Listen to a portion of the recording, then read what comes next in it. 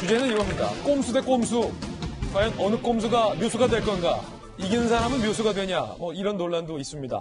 양당 모두 공식 선거 유세가 시작이 됐습니다. 특히 양당 모두 본 정당과 비례용 위성 정당이 이번에 같이 출범을 하게 됐죠. 선관위에서 하지 말라고 했는데 양당 모두 꼼수를 드러냈습니다. 먼저 민주당과 더불어시민당의 유세버스를 함께 보시죠. 법적으로 다른 정당이긴 합니다만 누가 봐도 같은 정당으로 알고 있어서 선관위에서는 법적으로 저렇게 같이 홍보하면 안 돼 라고 했는데 아니야 우리 버스 달라 다른 버스로 각각 홍보해 라고 하지만 보시면 뭐가 다를까요? 틀린 그림 찾기입니다. 자, 국민을 지킵니다라는 캐치프레이즈 똑같고요. 선거일은 15일이다 라고 하지만 1번과 5번을 찍어라 라는 메시지로 보이고요. 다른 점은 더불어민주당 그리고 이쪽에선 더불어시민당 민주랑 시민이란 글자밖에 없습니다. 각각의 다른 유세버스지만 사실상 한 전략을 쓰고 있다는 겁니다. 그런가 하면 미래통합당과 미래한국당도 꼼수를 썼습니다. 함께 보시죠. 이번엔 점퍼에 있습니다. 지금 보시면 원유철 미래한국당 대표가 점퍼를 바꿔 입어요. 뒤집어 입어요. 지금 이게 안감이 밖으로 나온 겁니다. 밖감은 안으로 들어가 있어요. 왜냐하면 선거에 출마하지 않는 미래통합당의 후보가 아닌 법적으로 다르잖아요. 미래한국당의 대표가 미래통합당의 선거 유세에 함께할 수가 없기 때문에 그 어떤 문구가 적혀있는 점퍼를 뒤집어 입은 거예요. 하지만 색깔은 어차피 같아. 같은 점퍼. 같은 버스를 동원한 민주당이나 같은 점퍼를 맞춰 입은 한국당이나 꼼수를 쓰고 있다는 지적이 오늘 나오고 있는 상황입니다. 국회에서 25년간 보좌장을 하셨던 국회 전문가께서 보시기에 옛날에는 한 지붕 두 가족이었는데 두 지붕 한 가족이군요. 그렇죠. 일각에서 세 지붕 한 가족까지 갈 수도 있고. 그렇습니다. 근데 지금 저런 선거는 어쩔 수가 없어요. 같은 정당이라고 해서 비례대표의 의석을 얻으려고 하는데 저는 실무자들이 정말 선관위에 문의를 해서 피해 나갈 수 있는 방법을 찾아가지고 만든 것들이에요. 버스가 다르면 됩니다. 그렇습니다. 저 버스 같은 경우에는요, 미래통합당에서는 되게 화나 있더라고요. 왜냐하면 이게 어제의 일인데 그 전날에 미래통합당이 그대로 그 루텐다홀에 내려와서 그 계단에서 같이 선거운동 선포식도 하고 버스를 저거 두 대를 그대로 분홍색으로 해가지고 저렇게 했다는 거예요. 예. 그거를 보고 더불어민주당이 따라한 것이 아니냐라고 해서 완전히 지금 화가 나 있는데 예.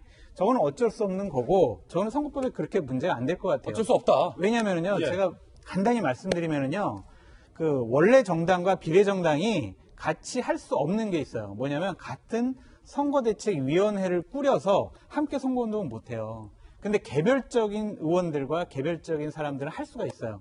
그러니까 지금 미래통합당 같은 경우에 원유철 의원이 이렇게 점퍼를 거꾸로 입었잖아요. 저거는 실무자의 실수예요. 할 수 있어요. 할 수 있다. 왜냐면은 저기 지상욱 의원 저기 선거하는데 간 것 같은데 거기에 선거사무원으로 등록을 하면 그 옷을 입고 같이 선거운동을 할 수가 있어요. 그렇군요. 그러니까 선거운동원으로 등록이 안 된 거예요. 그렇기 때문에 저런 건데 미래통합당에서는 지금 분홍색 점퍼만 하고 기호나 이름 같은 거는 떴다 붙였다 할 수 있게 그럽니까? 그렇게 지금 만들었대요. 유비쿼터스예요. 네. 포터블. 네, 그러니까 지금 선거법을 이용해가지고 많은 꼼수들이 계속 나올 겁니다. 재밌는 일이 많아질 거예요. 공식 자리 가면 이거 띄있다가 그렇죠. 사투리가 나오네. 띄었다가 또 이렇게 하면 붙였다가 양쪽 모두 다 묘수와 꼼수 사이에 줄타기를 왔다 갔다 하고 있습니다.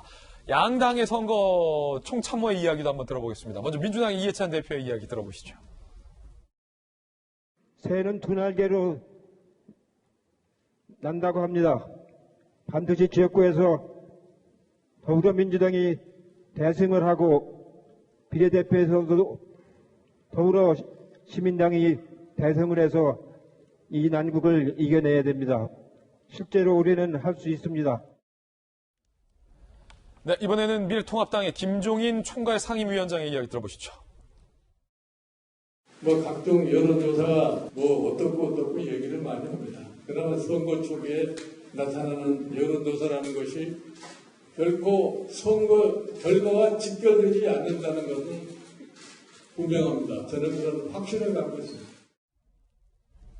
네, 두 분의 어떤 사령탑의 이야기 들어봤습니다. 장기영 교수님.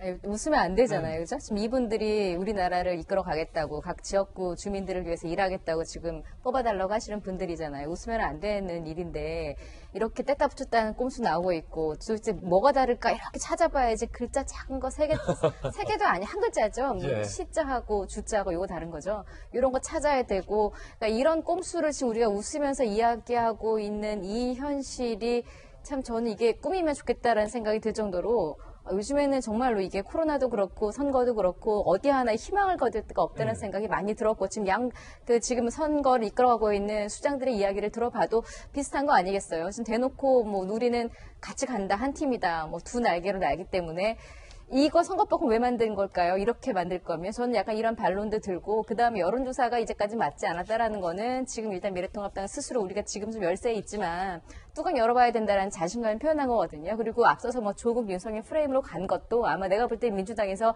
조국 내세우는 게 크게 도움이 안 되는구나라고 판단을 한 것 같아요. 그리고 미래통합당도 아마 그러니까 오히려 더 조국을 내세워서 우리가 조금 더 여기서 이득을 보자라는 계산들이 있는 것 같은데 계산, 꼼수, 전략만 보이고 진정성이 하나도 없는 국민을 위한 진정성은 하나도 없는 전 이런 모습밖에 지금 보이지 않는 것 같아서요. 그런 생각이 들었습니다. 예.